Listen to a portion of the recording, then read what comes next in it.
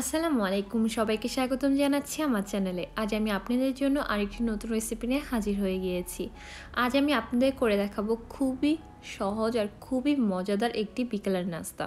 ছোট বড় সবাই পছন্দ করবে, আর যারা সবজি খেতে চায় না তাদের জন্য এই রেসিপিটা একদম পারফেক্ট, তারাও বারবার খেতে যাবে। এটা এতটাই ক্রিস্পি আর এতটাই মজা। সো চলুন আমরা রেসিপিতে চলে যাই। তো এটা করার জন্য শুধুমাত্র একটা সবজি লাগবে, তা হলো গাজর। আমি এখানে একটা গাজর নিয়েছি, আপনারা চাইলে এর বেশিও নিতে পারেন। আমি এভাবে করে লম্বা করে কেটে নিয়েছি। চেষ্টা করবেন একটু মোটা রাখতে, তাহলে এটা ভালো লাগবে খেতে। এখন আমি আরেকটা প্যানে নিয়ে নিচ্ছি পানি, তার মধ্যে দিয়ে দিচ্ছি হাফ টিস্পুন লবণ। আমি গাজরটা হালকা সেদ্ধ করে নিব।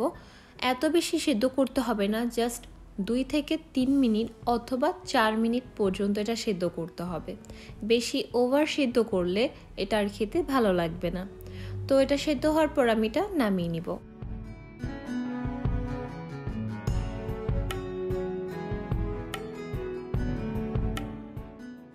গাজরের কোটিংয়ের জন্য আমি প্রথমে একটা ময়দার মিশ্রণ করে নিব। তার জন্য আমি একটা বোলে নিয়ে নিচ্ছি 3 টেবিল স্পুন ময়দা, তার সাথে দিয়ে দিচ্ছি লবণ হাফ টিস্পুন, আর তারপর দিচ্ছি এখানে আমি হাফ টিস্পুন শুকনো মরিচের গুঁড়ো। আপনারা চাইলে এটা বেশি বাড়িয়েও দিতে পারেন।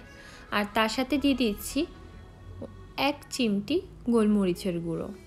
এখন সব কিছু ভালোভাবে মিক্স করে নিতে হবে। তারপর পানি দিয়ে দিতে হবে পরিমাণ মতো। আমি পানির মাপটা বলছি না, আপনাদের বেশিও লাগতে পারে বা অল্পও লাগতে পারে। তো ঠিক এমন কনসিস্টেন্সি হতে হবে, বা বেশি পাতলাও করা যাবে না। এখন আরেকটা কোটিংয়ের জন্য, উপরে যে ক্রিস্পির জন্য, এখানে আমি নিয়েছি কর্নফ্লেক্স। কর্নফ্লেক্সটা কি অনেক ক্রিস্পি হবে, দেখতেও সুন্দর লাগবে, বাট আপনারা এখানে ব্রেড ক্রাম্বসও ইউজ করতে পারেন। কর্নফ্লেক্সটা খুবই ভালো মতো এভাবে গুঁড়ো করে নিতে হবে, যাতে বেশি বড় পিস না থাকে। এখন আমি একটা গাজরের পিস নিয়ে এই ময়দা মিশ্রণে দিয়ে দিব।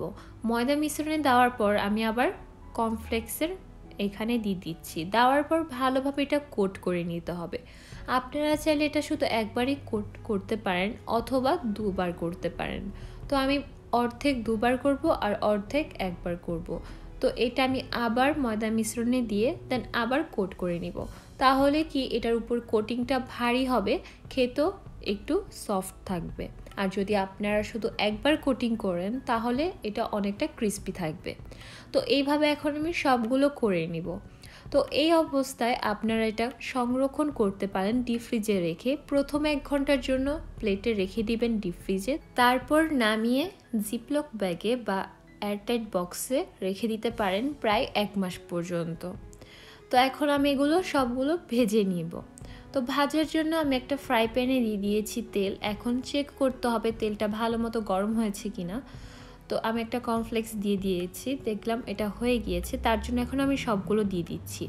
অবশ্যই ভালোভাবে এটা গরম করতে হবে। এটা যদি বেশি ঠান্ডা থাকে তেলটা, তাহলে সব তেল চুপসে নেবে। তো এখন ওয়েট করতে হবে যতক্ষণ পর্যন্ত না একটা সুন্দর লাইট গোল্ডেন ব্রাউন কালার আসে। আর যেহেতু এটা কর্নফ্লেক্স দিয়ে করা, তাহলে এটা তাড়াতাড়ি ক্রিস্পি হয়ে যাবে। তো এই কালারটা এসে পড়েছে। এখন আমি এটা নামিয়ে নিব একটা প্লেটে, যেখানে আমি টিস্যু পেপার রেখেছি, তাহলে এক্সট্রা তেলগুলো সোক করে নিবে।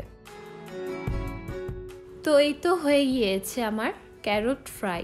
এই ক্যারট ফ্রাইটা খেতে খুবই ভালো লাগে, ছোট বড় সবাই পছন্দ করবে, সব থেকে বাচ্চাদেরও খুবই পছন্দ হবে।